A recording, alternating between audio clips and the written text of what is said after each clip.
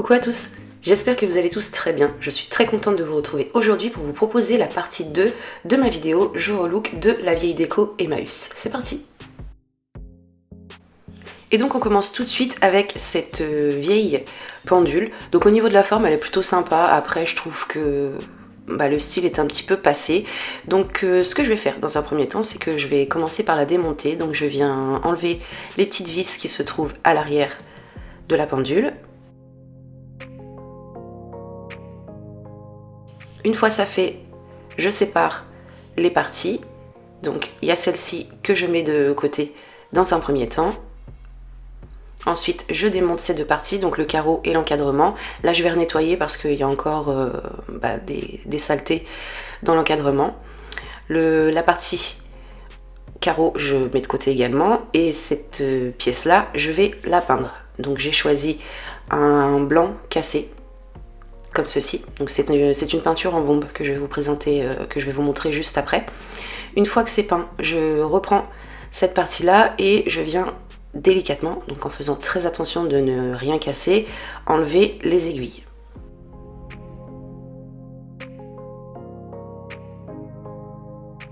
Donc je mets bien évidemment le tout de côté, je vais réutiliser ensuite.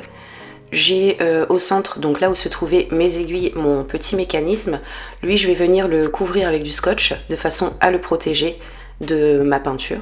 Donc j'en mets plusieurs morceaux dessus de façon à ce qu'il soit correctement couvert. Une fois que c'est couvert, c'est donc bien protégé.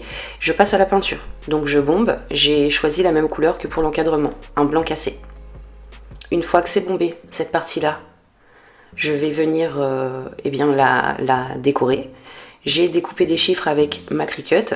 J'ai de la chance là, c'est qu'on voit encore les reliefs des anciens chiffres, donc je n'ai plus qu'à recoller les nouveaux par-dessus.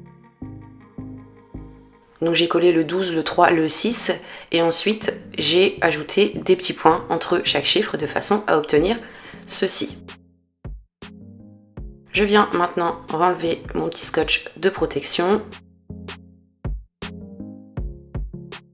Je remets mes aiguilles en place. Donc je les ai pas peintes les aiguilles, j'avais peur que ça ne fonctionne plus à cause de la peinture. Et du coup ça va, ça se marie plutôt bien avec les couleurs que j'ai choisies. Donc voilà, tout est remis en place. Je vais maintenant remettre l'encadrement. J'ai pas remis le carreau, j'en ferai quelque chose après. Le carreau était beaucoup trop rayé et abîmé pour que je le remette, ça faisait pas joli. Donc j'ai remis le tout en place. Une fois que c'est replacé correctement, je remets les vis, donc j'en ai remis que 4. Je mets une pile. J'avais peur que ça fonctionne pas parce que je l'ai trouvé à l'extérieur. Mais ça fonctionne, donc je suis très contente. Je remets mes aiguilles, je remets la pendule à l'heure. Et là, je vous ai accéléré un petit peu les images. Comme ça, vous pouvez constater qu'elle fonctionne toujours. On voit bien l'aiguille du bas qui avance. Et donc voilà, j'ai déjà terminé pour le relooking de cette pendule. Et je la trouve vraiment beaucoup plus sympa maintenant.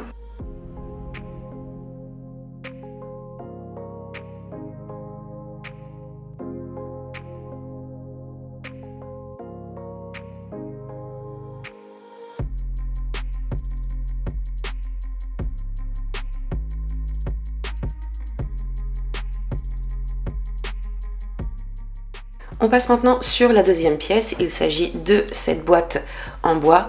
Si je me souviens bien, à l'époque, ce genre de boîte servait à y mettre des petites décorations. Je suis pas sûre, en tout cas elle a des attaches, donc ça me fait penser à une boîte que l'on croche au mur. Moi, je vais la nettoyer et la peindre. Donc je vous parlais de ma peinture tout à l'heure. Il s'agit de la peinture MTN. C'est une peinture que j'ai découvert il n'y a pas longtemps, que j'ai achetée dans une petite boutique près de chez moi. Je l'ai utilisée pour repeindre toutes les pièces que vous allez voir dans cette vidéo. Je l'ai trouvée dans la boutique Armania, qui est une boutique physique, mais ils ont également un site internet sur lequel vous pouvez retrouver ces peintures. Donc si vous êtes à la recherche d'une peinture qui couvre extrêmement bien et qui en plus de ça est vraiment top, n'hésitez pas à vous la procurer. Donc ma boîte, une fois nettoyée et peinte, voici ce que ça donne.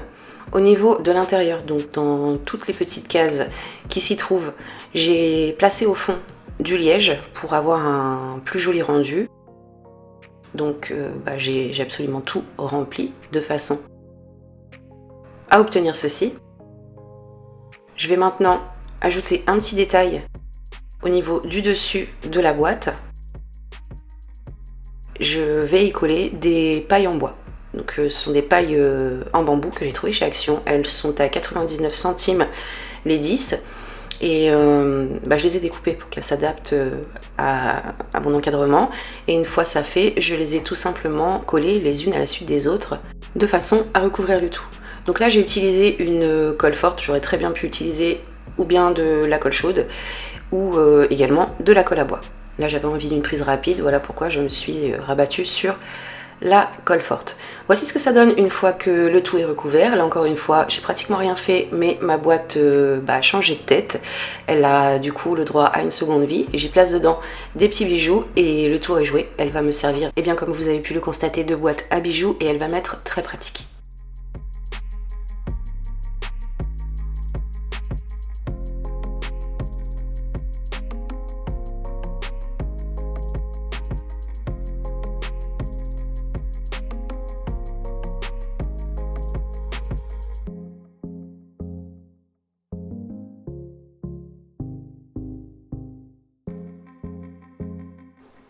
On continue maintenant sur cette petite boîte à jouer en bois, donc je la trouvais plutôt mignonne, du coup je l'ai prise, malheureusement elle est tachée, j'ai essayé de la nettoyer mais il s'agit de feutre sur du bois, donc à part poncer, il n'y avait pas grand chose à faire, j'ai pas poncé, j'ai passé un petit coup dessus et je l'ai entièrement recouverte également de paille en bois. Donc comme je vous l'ai dit, ces pailles en bois sont vendues par 10 au prix de 99 centimes. Ça m'est revenu à peu près 10 €. Je vous cache pas que je ne dépense jamais autant dans le relooking d'objets. En tout cas pas pour des petites pièces comme ça, mais là j'avais envie de me faire plaisir. Du coup, voici ce que ça donne une fois que le tout est complètement recouvert. Au niveau de la colle que j'ai utilisée, vous avez pu me voir utiliser de la colle forte pour coller les premiers bâtons, mais je me suis arrêtée, ça en consommait beaucoup trop. J'ai du coup remplacé la colle forte par de la colle chaude, c'était plus économique et si j'avais envie de faire encore plus d'économie, j'aurais utilisé de la colle à bois, mais une fois de plus, j'avais besoin d'une prise rapide. Voilà pourquoi je me suis rabattue sur la colle chaude. Au niveau du fond, j'ai posé un morceau de liège pour avoir une jolie finition. Et ensuite, j'ai pris des anneaux en bois, donc ce sont des anneaux de rideau, trouvés chez Emmaüs également, que j'ai couverts avec du raffia que je trouve sur la boutique rotinfilet.com. Je vous mettrai le lien en barre d'informations si jamais ça vous intéresse. Et donc ces deux anneaux vont me servir à réaliser des petites poignées décoratives. Donc j'en colle une de chaque côté.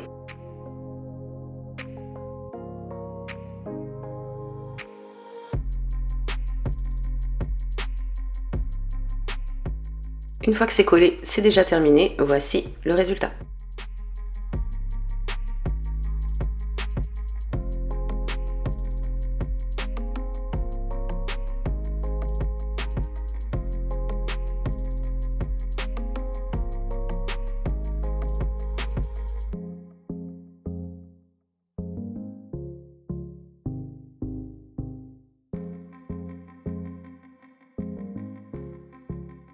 On continue avec ce petit pot de fleurs que je trouve très mignon au niveau de la forme. Donc là encore une fois, nettoyage plus peinture. Au niveau de la peinture, j'ai la peinture en bombe que je vous ai montré tout à l'heure, la 94 MTN.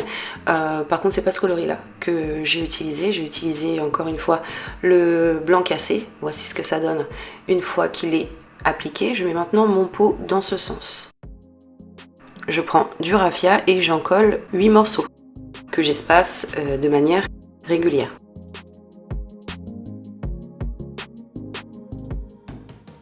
Donc voilà, là j'ai collé les 4 premiers, je colle ensuite les 4 autres.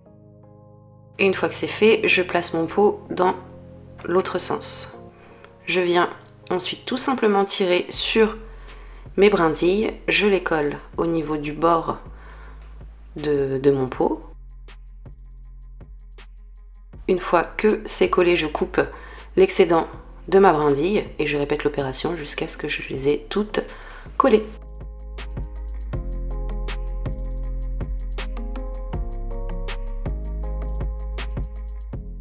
Une fois que le tout est collé, et bien encore une fois, j'ai fait très peu de choses, mais mon pot est déjà terminé. Voici le résultat.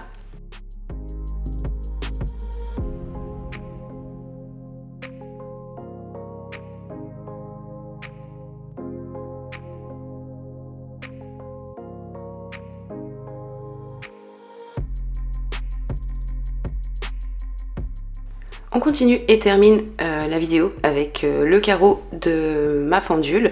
Donc c'était pas prévu que je fasse quelque chose avec, puisque de base je comptais le remettre, mais comme je vous l'ai dit, il était trop abîmé pour que je le réutilise. Donc je l'ai posé sur un morceau de liège.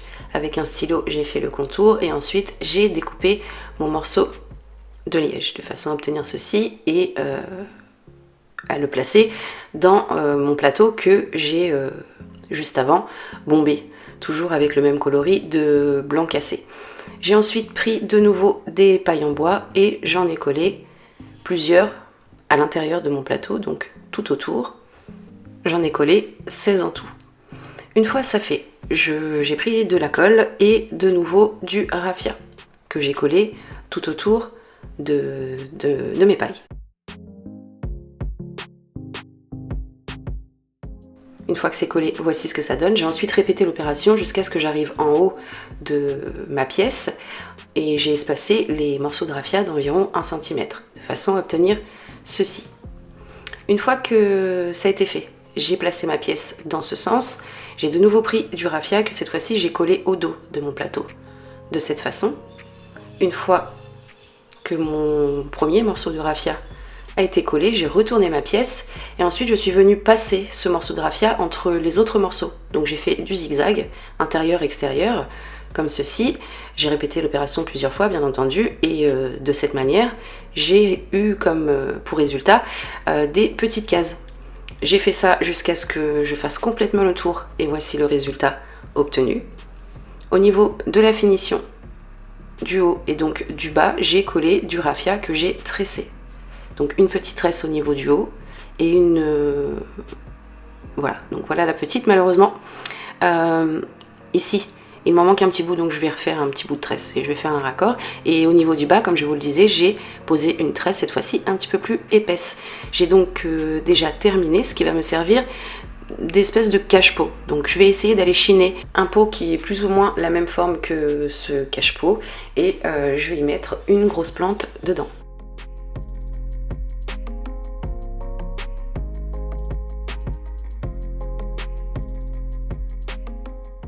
Donc voilà, cette vidéo est maintenant terminée. Il y aura une partie 3 parce que j'ai encore 3-4 pièces niveau déco à relooker. Donc je vous les proposerai en vidéo. J'espère que celle-ci vous a plu et qu'elle va vous être utile et vous donner des idées et surtout envie de relooker très rapidement et très facilement de vieux objets. N'hésitez pas à me dire ce que vous en avez pensé en commentaire, je serais ravie de le savoir. Je vous retrouve très bientôt pour vous proposer de nouvelles idées et en attendant, comme d'habitude, je vous fais tout plein de bisous. Bye!